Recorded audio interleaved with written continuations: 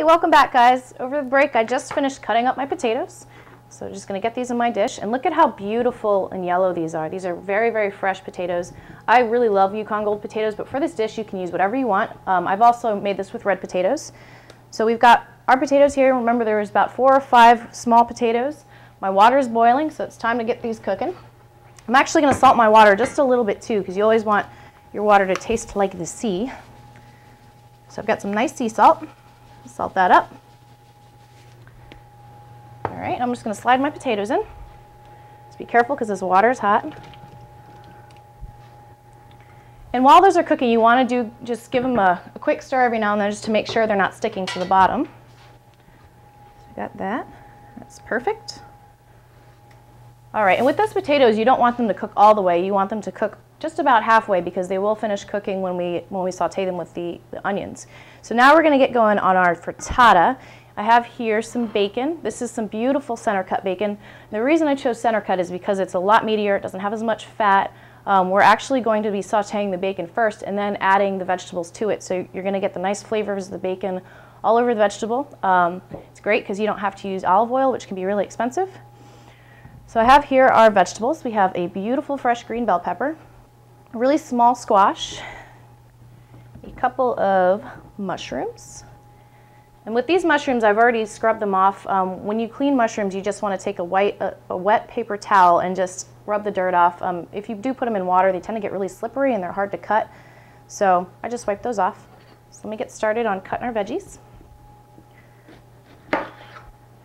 The great thing about a dish like this too, this is a little money-saving tip that my mom taught me actually, is if you go to the grocery store and they have a salad bar, you can actually find most of these ingredients that are already pre-cut on the salad bar. So you can kind of just pick up what you need. You don't even have to worry about wasting any of the pepper or anything like that.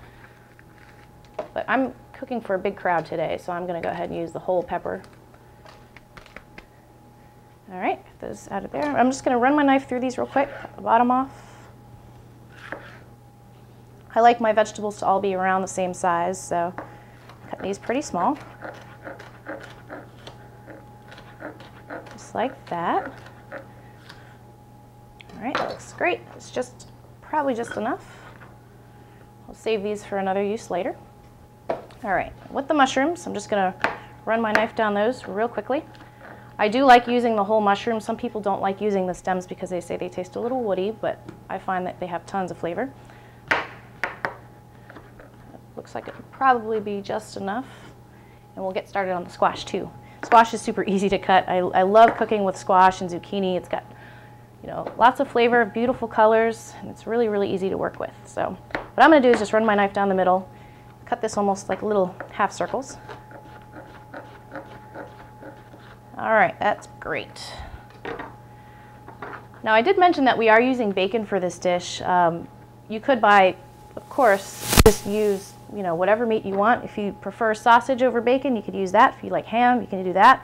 If you don't want meat at all, you don't even have to use it. So I've got a few slices here, about 4 or 5. I'm just going to run my knife through this real quickly. I'm just going to cut this into little strips. And this is the bacon that we're going to saute for our frittata. In French, when you cut bacon like this, they would be called lardons. A lot of times on French menus, you'll see little strips of bacon like this that they cut and they pan fry, and they often use them to sprinkle on top of salads and stuff like that. Kind of like a homemade bacon bit, but just a little bit more substantial in size. So that looks pretty good. I think that should be enough. So I'm going to go ahead and get this on our pan. I have here my skillet. I'm going to get that heated up real quick. Okay, and I'm going to take one more quick break while the stove is getting hot. I'm just going to finish getting together all my vegetables and clean up a little bit. So come right back. I'll be back in a few minutes.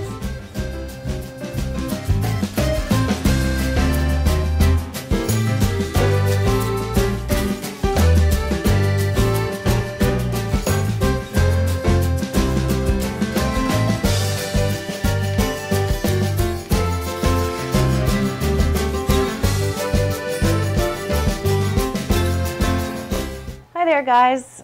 Over the break, I finished cutting up our bacon, and I thought it smelled so good that I decided to cut a little extra so we can put it into our potatoes. You can never have too much bacon. I also had our pan that we're going to use to cook the bacon in heating up, so I think that's ready. So I'm going to go ahead and slide our bacon into the pan. just like this. This is going to smell incredible in just a minute.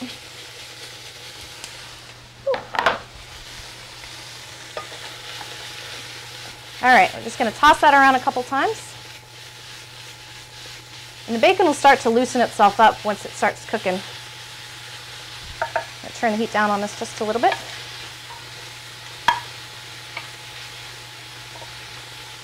All right, that looks so good. Oh, it smells incredible. All right, I also have to cut up an onion for our dish. I'm cutting one onion, I'm using it 2 ways. Put half of it in our potatoes and half of it in our frittata. I'm just gonna give that a quick chop. Just peeled. All right. This onion smells good too. Everything smells incredible. All right, for the onion, we're just gonna run our knife just down short little rings. Doesn't have to be anything too fancy. Okay, so our onions are cut. I'm gonna leave those there for our potatoes. I'm gonna stir around our bacon just one more time. You can already see it starting to brown up. It's so good. All right, so I'm gonna go ahead and get my vegetables in the dish. Looks like it's about ready for that. I'm just gonna dump these in.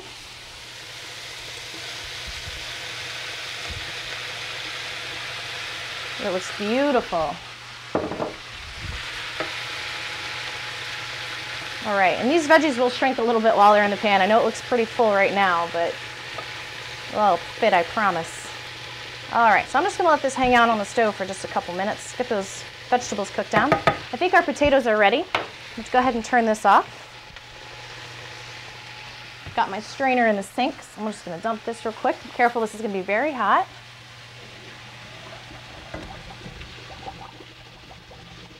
Perfect. Got one more last one in there. We're just going to reuse the same pan for the potatoes too, so you can just put this right back on the stove.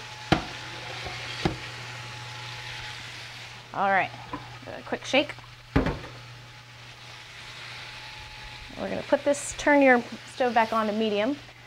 Now it's time to add the bacon for our potatoes. I'm just going to go ahead and slide the onions on with the bacon so it all cooks together. We'll get that in our pan. And that'll smell incredible in just a minute. Okay, let me give our vegetables a quick stir. You can see they're already starting to cook down just a little bit. Keep running out of my pan. Now the thing I love about frittatas is it's got the same flavors of an omelet, but you don't have to worry about folding the omelet and breaking it. That's one thing I am terrible at when it comes to cooking, is folding an omelet. So this, you know, it's a nice alternative. You can see all of the vegetables in the dish when it's cooked. It looks beautiful when it's presented on a plate. It's got all the same flavors. Now that looks great. Stir our bacon here. All right, and while this is all cooking down, I'm going to check on the mascarpone cheese that we made earlier for our trifle. That's in the fridge. Make sure that's coming together. It looks beautiful. You can see that it looks, you know, nice and soft and creamy.